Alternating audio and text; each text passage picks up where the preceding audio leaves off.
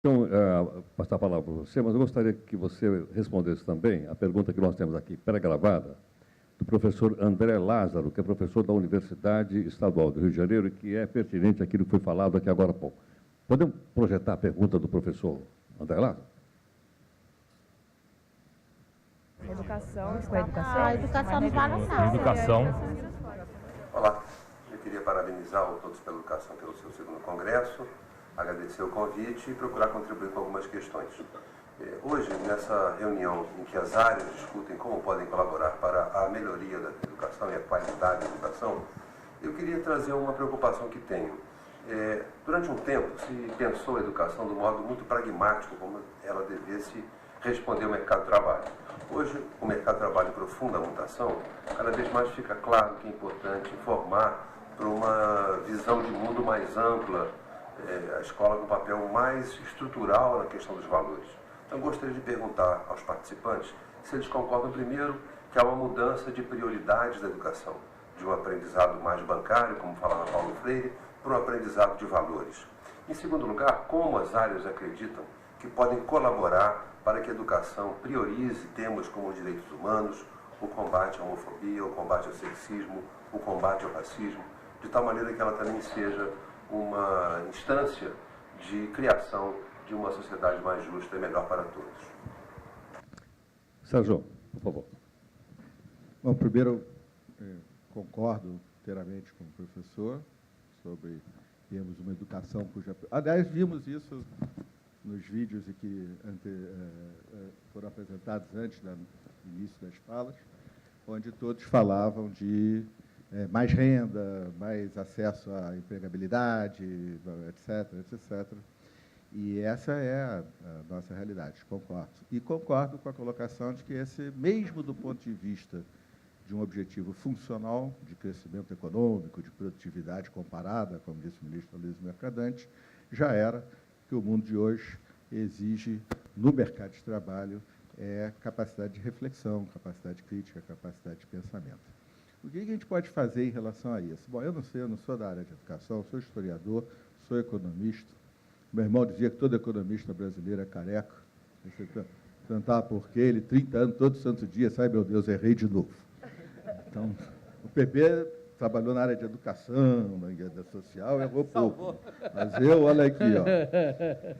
Mas eu vou me atrever na minha área, é um pequeno atrevimento, com um acondicionante importante, professor, que eu não quero diminuir absolutamente nada o que é fundamental, que é gestão, educação, papel da diretora, metas. Sem isso não se vai a lugar nenhum. Apenas não é minha praia, eu estou aqui para aprender. Eu tenho só um comentário na linha da pergunta que me foi feita. Nós temos um problema. É um problema intangível.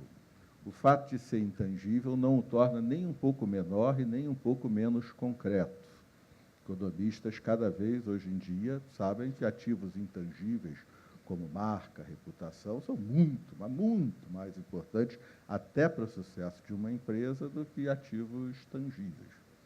A rigor, as coisas estão mudando muito nessa área, até mesmo as famosas partículas, o bóson de Higgs, os quarks e os átomos, na física de hoje, não são partículas, são relações entre campos, embora ainda falte muito a aprender. Então, nós temos um problema e ele é intangível. A sociedade brasileira não dá valor ao conhecimento. Nós não damos valor ao conhecimento. Nós. Estou falando da sociedade que não teve acesso à educação, etc. Não. Estou falando de nós. A sociedade brasileira não dá valor ao conhecimento. A gente pode estudar historicamente, tentar uma outra explicação, um diagnóstico, uma visão disso. O povo foi excluído do conhecimento, séculos de opressão, e mais ainda, o conhecimento foi uma ferramenta de opressão. Então, até um pezinho atrás se justifica um pouquinho, porque a elite no Brasil não precisou de conhecimento para competir, para enriquecer. Aqui é na base da Seis-Maria, do amigo do rei, do contato pessoal, e até hoje o mercado já vai melhorando muito, é uma instituição fundamental para a Constituição do Brasil, mas até hoje não é tanto por aí. E mais do que isso ainda, nós brasileiros, toda a sociedade, todo o povo, como todas as pessoas, tem qualidades e virtudes, nós temos muitas, e tem defeitos e coisas que tem que transformar. Senão você fica empacado ali. Só é possível transformar aquilo que a gente conhece, que a gente está disposto a enfrentar para transformar. Um escritor norte-americano, James Baldwin, disse isso. Nem tudo que se enfrenta dá para transformar, mas seguramente o que não se enfrenta não dá para transformar. E nós precisamos enfrentar o fato de que nós damos pouco valor ao conhecimento. Não só por essa enorme desigualdade, que eu muito brevemente comentei, não só pelas características patrimonialistas do nosso desenvolvimento histórico, que eu muito brevemente comentei também, mas tem uma outra razão. E essa nós podemos, no dia a dia, nas escolas, nas nossas redes, nas nossas famílias, nas nossas mentes, é que as palavras têm muito pouco significado no Brasil. A gente dá um exemplo muito ruim. Eu lia o Roberto da Mata, já de anteontem, sabendo que vinha aqui, e ele, numa linda crônica no Globo, diz que, cita um cônsul inglês, e diz que as autoridades brasileiras, autoridades, eu não estou me referindo ao ministro Luiz Mercadante, nem ao meu amigo e lutador, deputado Legis, nem a nós. Autoridades é a elite, é a opinião pública, somos todos nós aqui. E ele diz assim, as autoridades brasileiras eram a prova de palavra, porque não havia, como ainda não há, nenhuma consistência entre o que dizem hoje, o que dizem amanhã e o que praticam. Nós não nos sentimos minimamente obrigados a ser coerentes. Nós não sentimos minimamente obrigados a suportar o confronto com as evidências. Em nome de um democratismo que de democrático de verdade não tem nada, nós somos profundamente relativísticos. Nós achamos assim que todas as opiniões que têm que ser respeitadas. Então, está um sol desgraçado lá fora. Se o sujeito diz, com essa chuva que está lá fora, nós teremos que... Ninguém vai questionar e dizer, mas não está chuva, está sol. Isso é besteira. Eu participo dos debates acadêmicos e até no departamento de tradição anglo-saxônica, no departamento de economia da PUC. Eu nunca vi alguém virar no meio de um debate e dizer assim, meu amigo, isso aí é uma besteira monumental, exceto os debates em que o PB estava. Porque ele tem uma vocação e um prazer, mas é também um trabalho transformador, o PB porque nós não... E aí, por último, já falei demais, eu quero dizer que todos nós, no exercício daquilo que chamamos de política não é votar em fulano e beltrano, política em grego quer dizer agregar em torno de ideias. Então, ao fazê-lo, nós devemos valorizar mais o conhecimento. Não é cair em nenhum cientificismo, nenhum iluminismo bobo, de que vamos seguir quem sabe mais, não é nada disso, não. Mas nós devemos valorizar o debate, a reflexão, a dúvida, o fato de que quando você perde uma discussão, só tem um cara que ganhou, você. O que ganhou a discussão continua como ele estava antes, você que aprendeu e mudou e saiu ganhando desse papo. E nós não somos assim. Nós, brasileiros, não somos assim. Fazemos política da presidência da República até a política familiar e doméstica de um jeito que se opõe a isso, ao avanço do conhecimento. E nós precisamos nos transformar. Bom, eu vou já passar a palavra para todos os inscritos, mas eu quero provocá-los no seguinte. O Givanildo Oliveira Martins, que está aqui conosco, a nossa plateia, ele faz um comentário, uma parte, infelizmente, eu perdi aqui, mas assim, o programa Bolsa Família é considerado um elemento socioeconômico. Na análise de pouquíssimos docentes, ele tem obrigado o aluno a marcar presença na escola. Depois, como está escrito aqui, eu não consegui ler o resto. Mas eu gostaria que vocês falassem um pouco a respeito dessa questão. Quem é que fala? Vamos, perdão. PB, Bolsa Família é com você. Pode começar? Pode, lógico. Então, eu acho que o Bolsa Família é um bom exemplo de como que muitas vezes a gente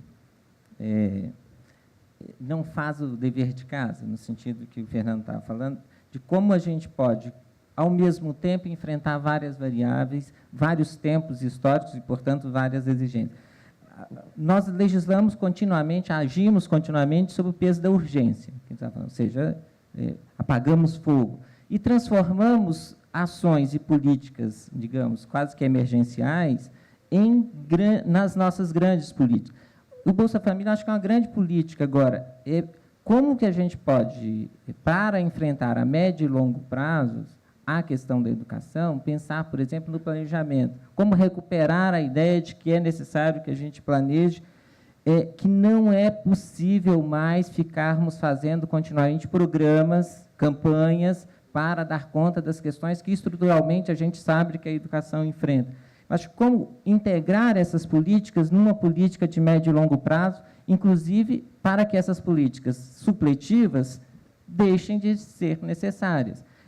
Por exemplo, hoje a gente tem um conjunto de dados muito expressivo, como a gente nunca teve nesse país, né? Os dados que a gente tem de educação. A forma como nós mobilizamos isso, de alto a baixo, dos altos escalões da República aos nossos municípios, ainda é muito incipiente. Nós temos um conjunto de dados que permitiriam fazer políticas, planejamentos a médio e longo prazo muito mais eficientes, muito mais eficazes, alocar recursos de forma muito mais eficiente, mas nós não conseguimos porque as ações, em todos os níveis de governo, elas acabam colidindo.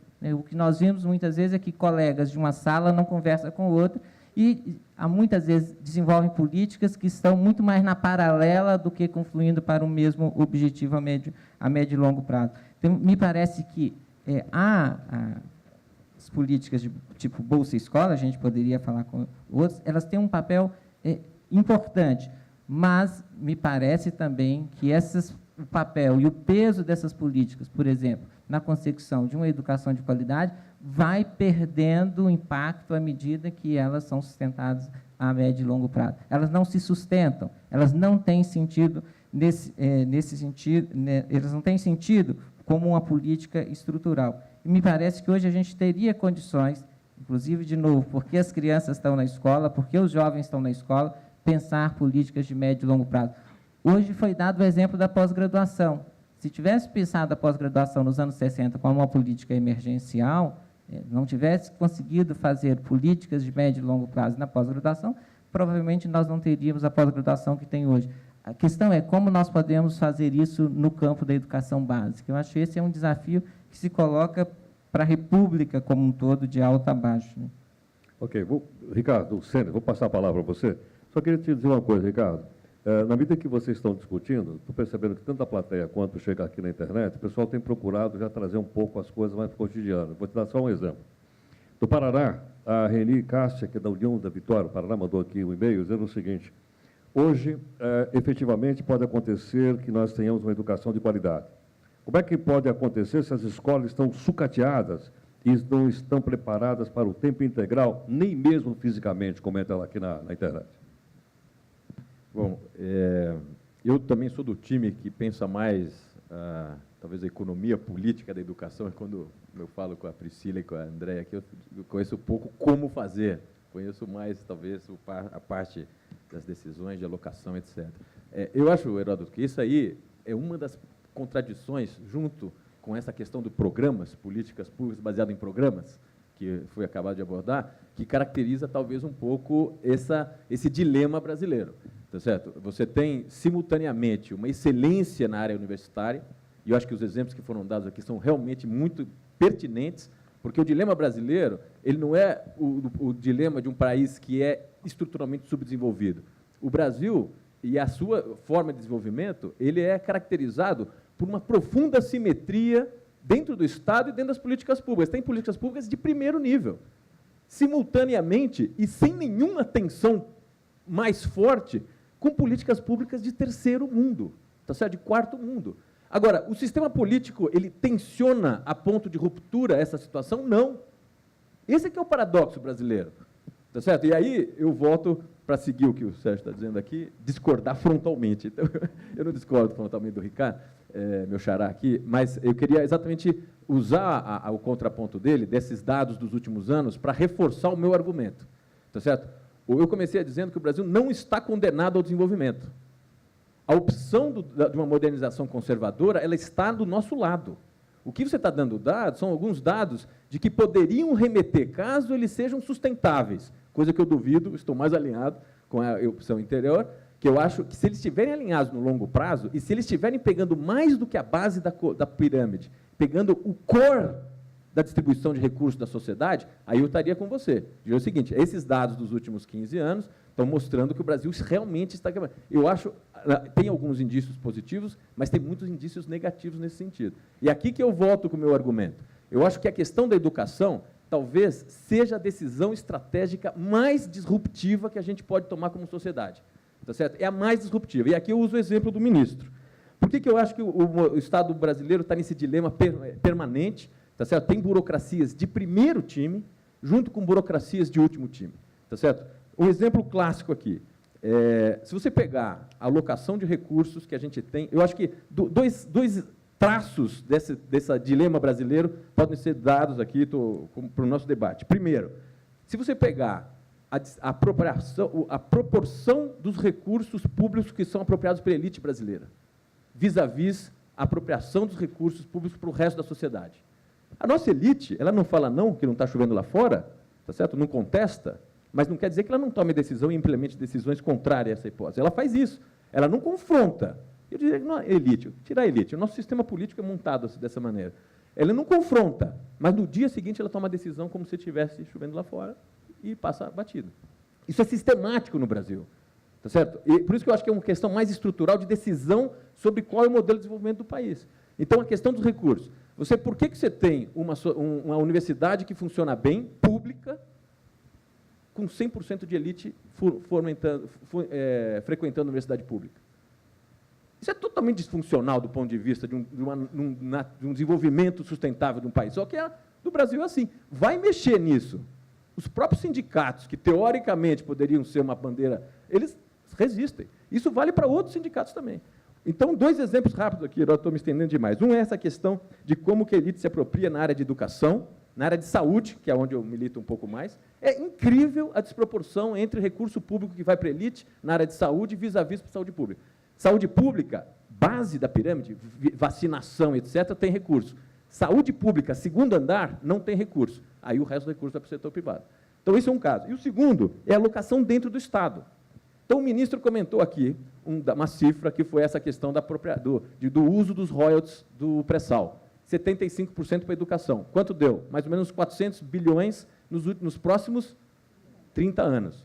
Qual é o investimento que a sociedade brasileira está fazendo na Petrobras em 5 anos? 450 bilhões. Porra, então, o que nós estamos fazendo? A sociedade aloca 450 bilhões de investimento em óleo e gás em 5 anos e passa com a maior legitimidade e faz uma batalha monumental para alocar 400 bilhões em 30 anos. Se você pega o desembolso anual do BNDES, são 180 bilhões por ano. Que área do Estado brasileiro consegue mobilizar um recurso com essa velocidade em tanto pouco tempo? É recurso que vai para determinadas áreas da sociedade. Então, assim, a distribuição dos recursos públicos, do ponto de vista da distribuição sociedade, elite e resto da sociedade, e dentro do Estado brasileiro, ele é profundamente conservador nesse ponto de vista. Então, eu acho que, de novo, o Brasil não está condenado ao desenvolvimento. A gente corre um largo risco, um enorme risco de caminhar para esse tal de modelo de uma modernidade, de uma modernização conservadora. Paula, pois não. Muito bem.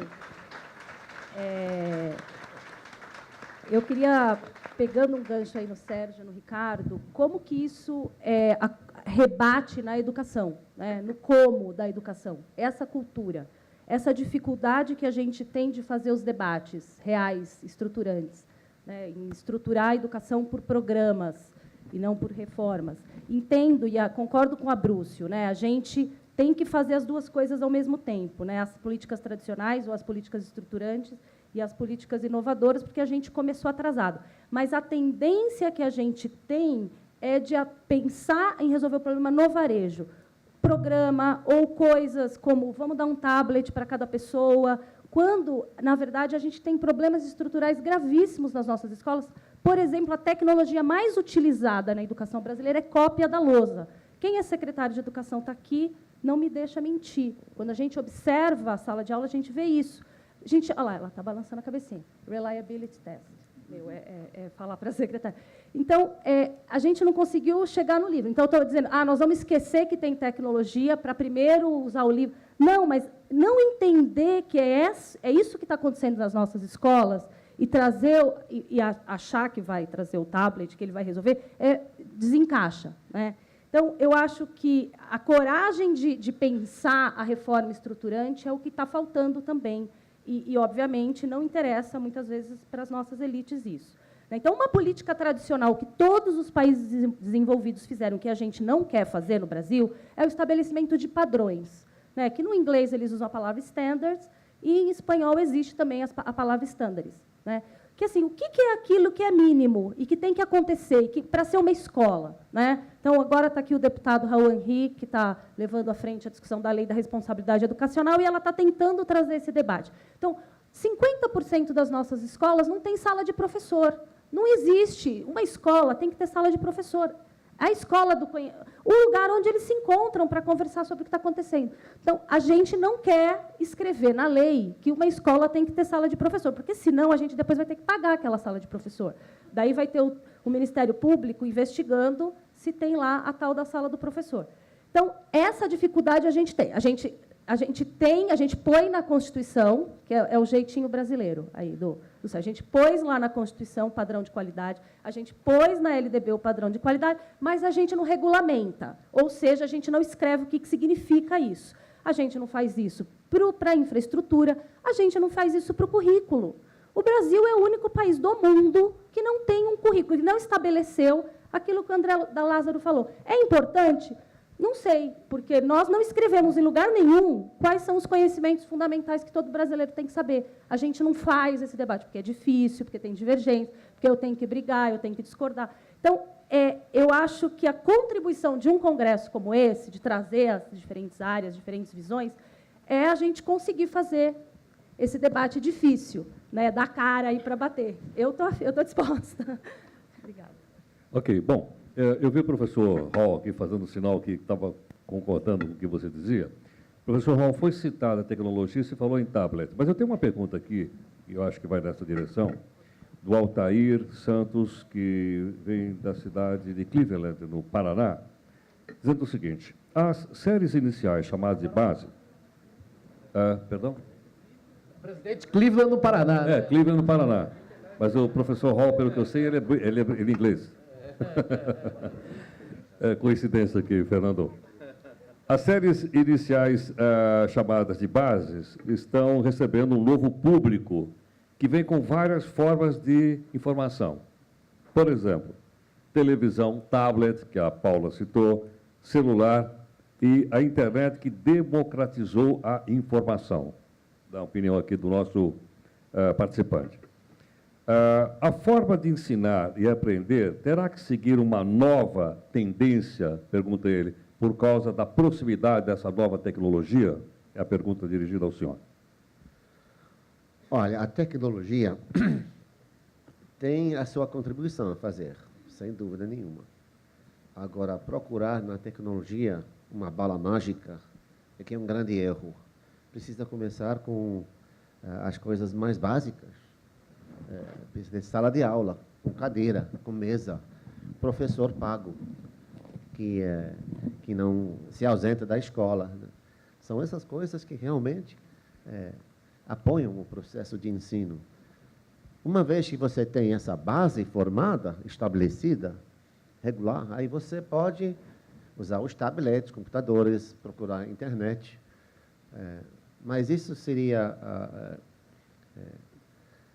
só the icing on the cake, como se diz. Cerejinha do bolo. Exatamente, obrigado. Quer dizer, também a tecnologia pode evoluir de uma forma para se integrar melhor no currículo e construir um processo mais inovador, mais criativo. E também as crianças são tão incríveis, né? Como eles dominam a tecnologia tão facilmente, que deixa a gente até com vergonha. Até na sala de aula de professor na universidade. Né? Você nem vê os dedos dançando aí, que é tão rápido. E a gente lutando com a tecla. Então, é um processo em evolução, mas eu acho que é um perigo você procurar uma solução mágica com a tecnologia. Tem a sua contribuição, pode ser muito positivo, mas não é a solução básica. Precisa começar com os investimentos básicos, estabelecer infraestrutura, a profissão, etc., etc., e políticas de gerenciamento adequados também, para depois a tecnologia acelerar e facilitar o processo. Ok. Ricardo Paz Barros. Ricardo, por favor. Então, talvez eu quisesse, primeiro chamar a atenção de que eu concordo plenamente aqui com tudo que o Ricardo colocou. Acho que minhas divergências com o Ricardo aqui são mais semânticas do que qualquer coisa. Eu acho que a política social brasileira ela tem essa dicotomia radical entre o novo e o antigo. E a minha leitura um pouco pessoal em todas as decisões e o que nas oportunidades que eu tive de observar a visão da presidenta, ela é uma das pessoas que combate dia a dia essa dualidade. Então, acho que você vai ver, eu acho que o Pronatec, em certo sentido, é uma tentativa, você vê em várias formas dela fazer a polícia, vai perceber, por exemplo, o Pronatec é uma tentativa de eliminar um pouco essa dualidade. Eu acho que o que ela está fazendo na saúde, muitas vezes, são tentativas de eliminar um pouco essa dualidade. Então, acho que talvez a gente vai ver aí, ao longo dos anos, alguma melhora nisso. Mas eu queria, talvez, voltar a um pouco, eu acho que a provocação não, né? A colocação do Sérgio aqui, ela é extremamente preocupante. Eu acho que não tinha dado atenção a esse ponto que ele está colocando. Talvez valesse a pena retomar um pouco essa questão, porque é a base de tudo. Quer dizer, a situação do Brasil hoje é o seguinte: o Brasil, ninguém tem dúvida que o Brasil teve ganhos educacionais fantásticos. Se olhar pelo PISA, um dos 5 países com mais progresso no PISA, a escolaridade da Força de Trabalho brasileira aumentou 1,7 anos na última década, quando tradicionalmente melhorava 1. Quer dizer, tem vários indicadores de que o Brasil tem caminhado de uma maneira acelerada, ao mesmo tempo que o Brasil é inacreditavelmente atrasado. Mesmo melhorando da maneira que tem melhorado, ele vai gastar, sei lá, 15 anos para chegar onde o Chile está hoje.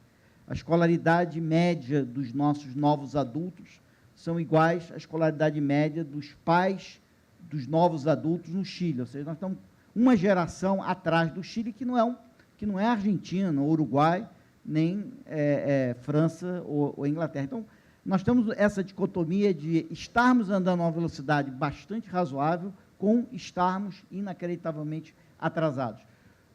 Dada a importância da educação, nós temos que caminhar ultra rápido. Então, a nossa discussão não é se a gente vai avançar em educação, porque avançar em educação, estamos avançando em educação. Claro. Qualquer parâmetro que a gente usar, histórico, ou até com outros países, estamos avançando com a educação. A questão é se a gente vai dar uma parada e dizer o seguinte: não, espera aí, nós vamos fazer algo completamente diferente. É parecido, outro dia lá na Câmara, a gente estava discutindo isso, é parecido com os Estados Unidos, o dia que ele parou e falou assim: olha, não, espera aí, até o final da década nós vamos botar um homem na Lua. Tá certo? Não sabemos como, mas iremos fazer. O problema do Brasil é ele parar hoje é o seguinte: não sabemos como, mas temos que duplicar essa velocidade que já é fantástica. Não sabemos como.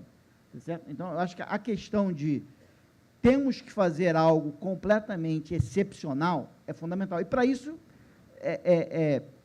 não basta a gente discutir a questão da educação, a gente tem que estar convencido, que o Ricardo estava colocando, temos que estar convencido que nós temos que fazer algo completamente excepcional, que nós não vamos conseguir fazer geração após geração, temos que fazer agora algo completamente excepcional que vai durar algum tempo. O que os americanos fizeram quando eles foram para a Lua? Eles falaram assim: não, vamos criar a NASA e responsabilizar a NASA por isso. O problema da educação é que não dá para responsabilizar ninguém. É porque, no fundo, a educação é feita por todo mundo. Quer dizer, como é que não adianta eu responsabilizar alguém para que um aluno vá aprender? É o que já foi colocado aqui. O aluno aprende, é aquilo que ele estava colocando, não dá para tornar educação compulsória. O cara aprende se ele quiser aprender. O professor ensina se ele quiser ensinar, tá certo? O diretor da escola tem sua independência, a família tem a sua independência, tá certo? Se o pai quiser ficar com a televisão ligada alta a noite inteira e a criança não conseguir dormir, ele fica. Então, a questão da educação é de que ela tem duas dificuldades. Uma, ela não tem alguém que tenha o poder discricionário de fazer.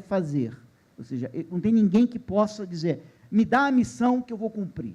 Não adianta a gente criar uma NASA da educação e falar assim, vocês são responsáveis por isso, vão lá e fazem. Não adianta. Tá certo? Não tem como fazer isso. Outra coisa, educação, ela é incrivelmente trabalhosa. Então, assim, você quer fazer uma revolução educacional? Quer?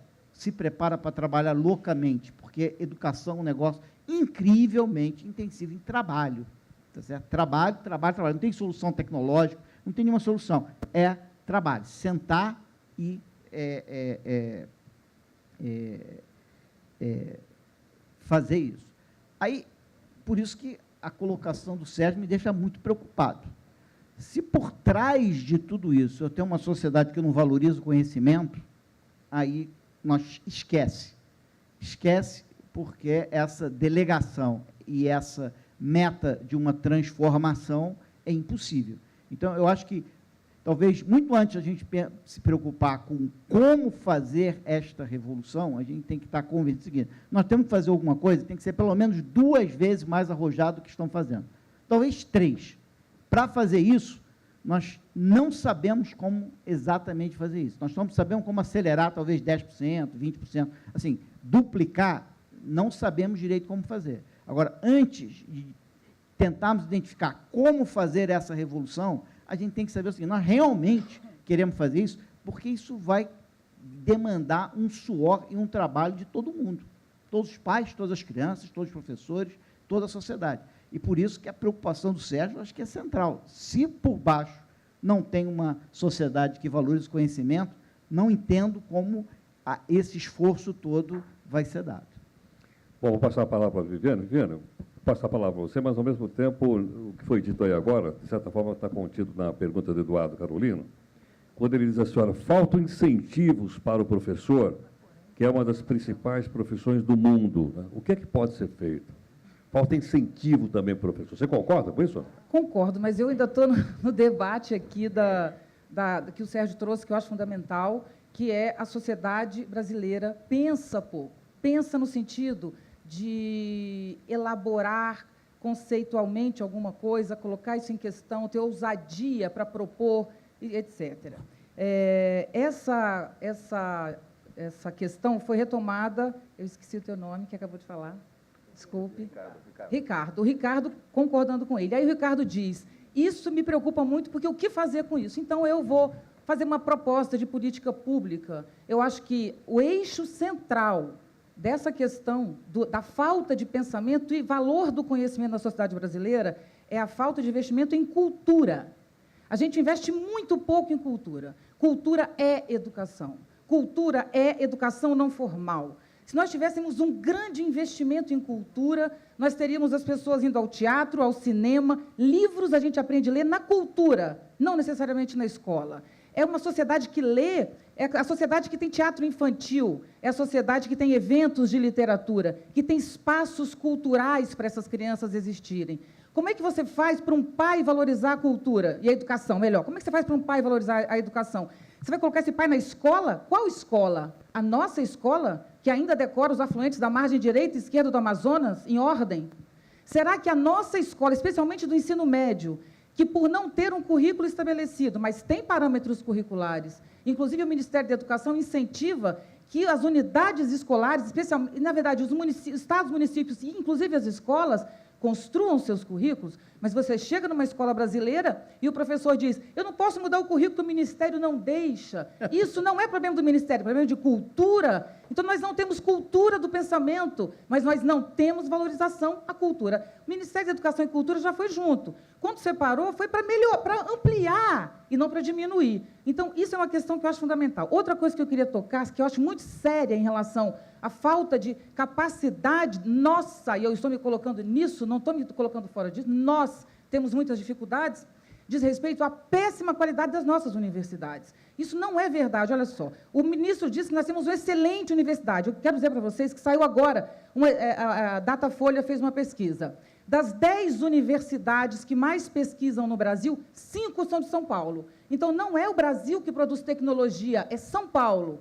Das 25 melhores universidades do Brasil, 19 são na região sul e sudeste. Então, se você imaginar que cada estado brasileiro tem, no mínimo, uma universidade pública, na maioria tem 2, onde elas estão nos nossos índices. Podemos lembrar outra coisa além disso.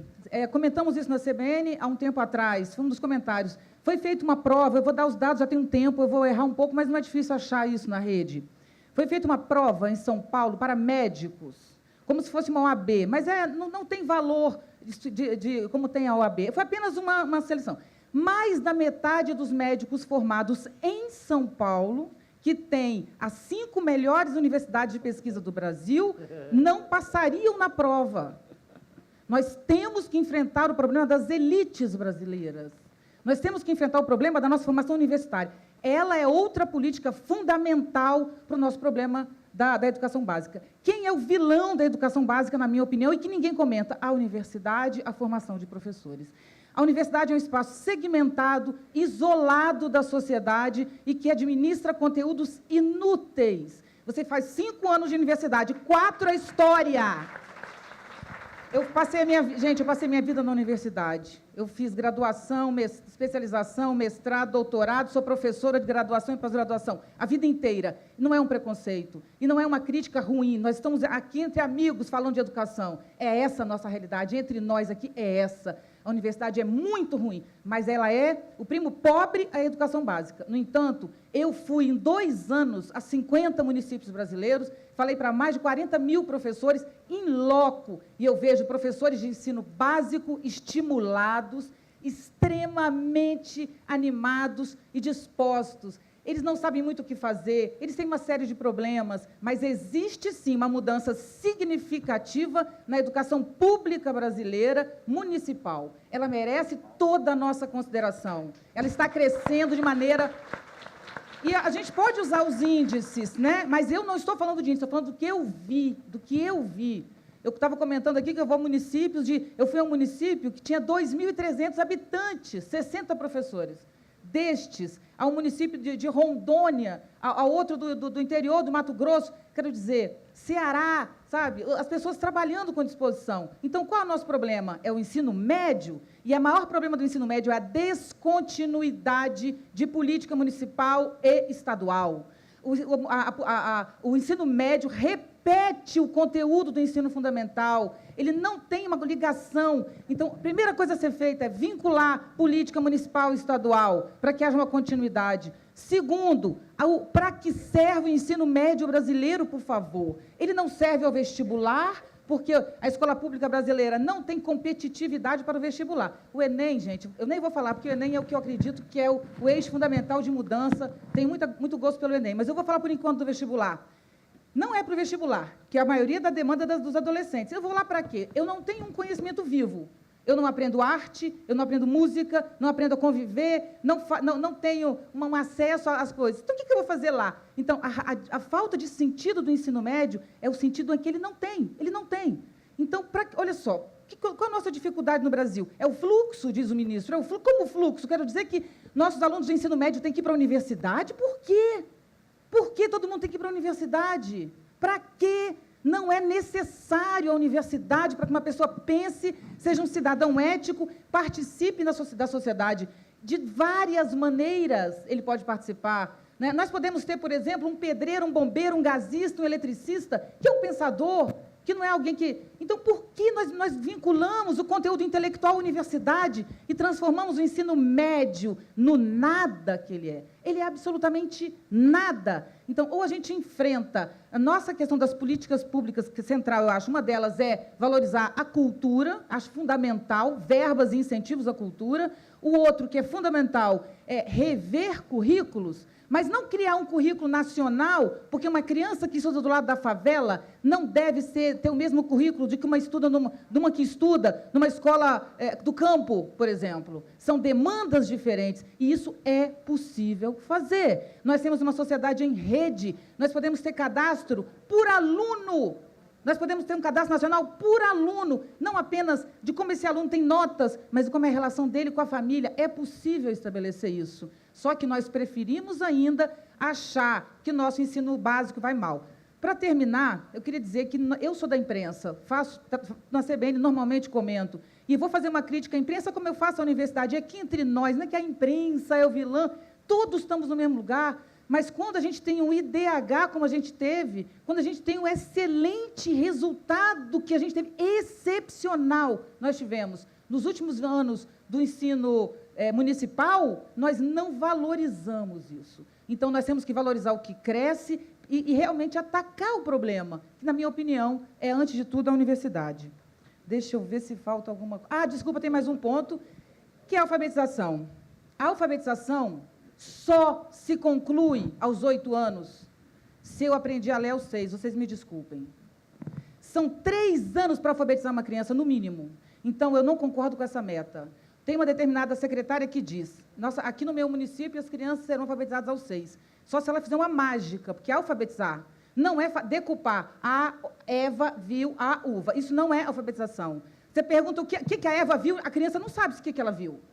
Só é considerada alfabetizada uma criança que, imediatamente, enquanto lê, sabe o que está lendo. Nós alfabetizamos e consideramos alfabetizada uma criança que não elabora e, assim que ela é alfabetizada, ela passa a estudar gramática.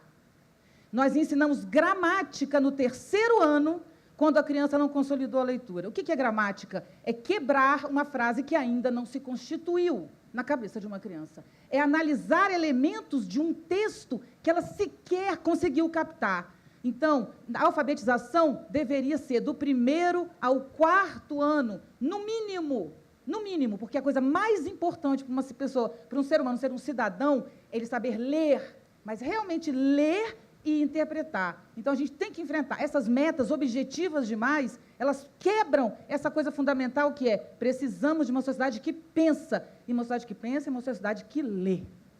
Bom, Viviane, entre outras coisas, você respondeu também aqui a pergunta que eu recebi aqui da plateia, da Fundação Exe de Colômbia. Vou passar a palavra pela ordem para o Haroldo, que havia pedido antes. Pois não, Haroldo. Você acha que ela foi muito contundente, Haroldo? Eu acho que ela foi contundente. Mas eu quero voltar ao ponto que ela voltou e que o Sérgio voltou, que eu acho que é super importante, dessa ideia da educação como um valor. Eu gosto muito desse ponto, eu acho que é um ponto weberiano, eu acho muito interessante os economistas citando esse mestre da sociologia, eu acho que é um ótimo caminho do diálogo para a gente pensar. Esse valor, gente, é um valor que não está presente na sociedade brasileira como um todo. A educação não é um valor no Brasil. Ela é um valor em algumas culturas, sim, e na nossa cultura ela não é um valor. Eu acabei de fazer uma pesquisa para a Fundação Vitor Chivita, com jovens pobres que estão no ensino médio em São Paulo e Recife, e esses jovens, apesar do elevado nível de falta de professores e de uma série de deficiências importantes nas suas escolas, eles avaliam muito bem as suas escolas. Eles atribuem notas elevadas, em torno de 8, né? Eles estão acostumados à escala de 0 a 10, eles atribuem uma nota 8 para a escola que estudam, mesmo tendo dito que no dia anterior 42% dos professores teriam faltado alguma das aulas que eles teriam para assistir. Então, não há uma associação entre o gostar da escola e a qualidade dos conteúdos que está sendo recebido ali e a experiência de educação que esse aluno está experimentando. Eu acho que é uma pergunta, é uma provocação muito importante, porque a cultura você não muda do dia para a noite, né? Eu acho que o esforço do Todos pela Educação foi um esforço muito interessante, nesse sentido de pensar uma mobilização que não é só política, mas é cultural também a favor da educação. Eu acho que a gente tem que conquistar corações e mentes de mestres, de mães, de jovens. Não é? Essa pesquisa também mostrava que a idade ideal para começar a trabalhar é 16 anos em São Paulo, e na média da pesquisa é 17 anos. Então, os jovens estão dizendo que querem começar a trabalhar muito cedo. O trabalho é um valor. Isso é muito importante no Brasil. O trabalho, sim, é um valor. Como é que a gente conecta o valor da educação ao valor do trabalho? Como é que a gente mostra para esse jovem que, para poder ter um trabalho de qualidade, a educação pode ser uma coisa importante nessa trajetória, né? Então, eu acho que discutir valores é um aspecto muito importante. Eu queria também chamar a atenção de um ponto que a Paula trouxe, que é o ponto dos standards. A gente, se nós temos valores associados à educação, nós temos que dizer que algumas situações são inaceitáveis, né? Aqui no Brasil, nós não fechamos escolas. Nós não demitimos, raramente demitimos diretoras de escola em escolas de situações dramáticas. Tem situações, gente, que uma diretora não deve continuar e não pode continuar, porque isso é um valor que nós, coletivamente, deveríamos sustentar.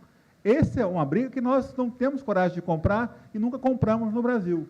Então, quais são os nossos valores mínimos nesse sentido, relacionados a essa escola que a gente quer, né? Isso também, eu acho que pensar em standards também é uma discussão de valores, que é super importante, significativa, a gente tem que trazer para o debate.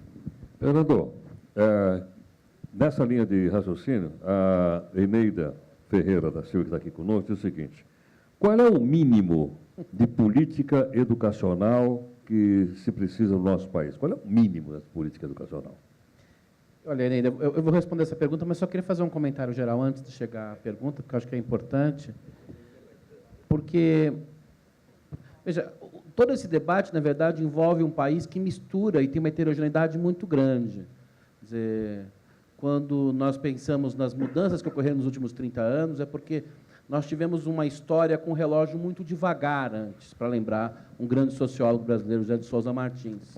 Teve um relógio muito devagar e, de fato, se a gente olha de 88 para cá, houve uma aceleração muito grande, mas que ocorreu num país, essa é a mistura, em que o relógio tinha andado muito lentamente. Então, você tem que entender primeiro isso. O Brasil é um país que tem o Neolítico, a primeira Revolução Industrial, a segunda Revolução Industrial e a terceira Revolução Industrial no mesmo país. Ou não é isso? Nós temos essa heterogeneidade. Então, de fato, houve avanços se nós tivermos perspectiva histórica, claro que houve avanços, mas ainda nosso tempo histórico, nosso legado, para lembrar um grande livro, nosso leite derramado, é muito pesado, obviamente. Quando o PB comenta, por isso, na verdade, e vou chegar depois ao padrão mínimo, por isso, na verdade... Padrão FIFA? Tá bom. Quando a gente fala que nós temos que melhorar a educação, nosso relógio vai ter que se acelerar frente ao que era antes. Esse é o desafio. Porque, se a gente continuar com o relógio pós-88, nós vamos continuar melhorando, inegavelmente. E se tivermos uma perspectiva histórica de longo prazo, vamos ter o melhor período, já é o melhor período da história brasileira, desde a independência, do ponto de vista social e político. Inegavelmente. Não se pode esquecer que, se a sociedade brasileira não tem educação como valor, é porque, durante 100 anos, os analfabetos foram proibidos de votar. Você começa a pensar em algumas coisas que ocorreram durante 100 anos no Brasil, esperar que isso mude de uma hora para outra não é possível. Nós incluímos quase 40% de todos os alunos de 7 a 14 anos nas escolas num período de 20 anos. Isso os Estados Unidos não fizeram, a Inglaterra não fez isso. E alguém, se quiser comentar, a Coreia, claro, com o exército americano lá, acho que talvez fosse mais fácil, mas não me parece que seja o nosso modelo. Então, tem essa dificuldade. Qual é a questão, portanto? Que eu discordo um pouco do Sérgio nesse sentido, porque existe uma coalizão na sociedade que quer dar valor à educação e ao conhecimento. Concordo com o Haroldo que essa mudança não será feita da noite para o dia. Isso não é possível. A Alemanha não tinha, já que lembrou Max Weber, o conhecimento como valor no século XV ou XVI. Teve uma mudança, leia Max Weber. Então, nós temos sim uma coalizão, senão não estaríamos aqui, e cada vez mais as famílias pobres valorizam a educação, embora não saibam o significado dela. Agora, esperar que elas saibam, sendo que os pais tiveram uma escolaridade média de 5, 6 anos, é demais. É bom lembrar que, portanto, é preciso encontrar mecanismos que acelerem nosso tempo histórico, primeiro ponto. Segundo, que juntem essa coalizão que quer colocar o conhecimento e a educação, digamos, com mais força. Se não fizer isso, não adianta. Porque, veja, por mais que haja críticas à universidade, etc., eu as faria também, lá há mais gente querendo fazer essa coalizão do que em outros lugares. Isso é verdade. Temos que juntar essas pessoas. Então, tem que acelerar o tempo histórico, juntar essas pessoas que, digamos, que queiram fazer essa coesão pelo conhecimento. Não acho que nós estamos no T0, não é verdade isso. Não estamos no... Eu discordo completamente da interpretação do Faoro sobre a história brasileira. Estamos em Portugal no século XV. Não é verdade isso. Nós avançamos, mas temos muito a avançar e o desafio é saber como é que avança o relógio. E aí, eu vou chegar à pergunta, tem 3 pontos que eu acho que são importantes para pensar avançar o relógio. Primeiro, de fato, é preciso saber ou construir valores em prol da educação e do conhecimento. Basta ver as novelas da Globo e vejam se na novela da Globo alguém acende socialmente estudando. Não acende socialmente estudando. Eles até colocaram, né, a gente discutiu isso, escola numa novela, discutiu isso no Todos, mas depois eu comentei. Engraçado, ninguém daquela escola teve ascensão social. Quer dizer, como é que é isso? Claro que tem, portanto, uma batalha de valores na mídia, na universidade, na sociedade. Primeiro ponto. Segundo ponto, e é preciso ter um padrão mínimo do que se quer das escolas de educação. Eu não sei a resposta última de qual é o padrão mínimo, mas ter professores que sejam motivados, uma infraestrutura escolar mínima para os alunos estarem lá. Se a gente olha a experiência internacional, os países que avançaram na educação, todos têm algum tipo de educação integral. Nós temos que caminhar para isso. Não teremos o ano que vem isso, mas se nós colocarmos como meta, em 10 anos, 80% das escolas brasileiras tiverem educação integral, isso vai mudar o ensino no Brasil. Eu estou fazendo uma pesquisa com escola integral em São Paulo.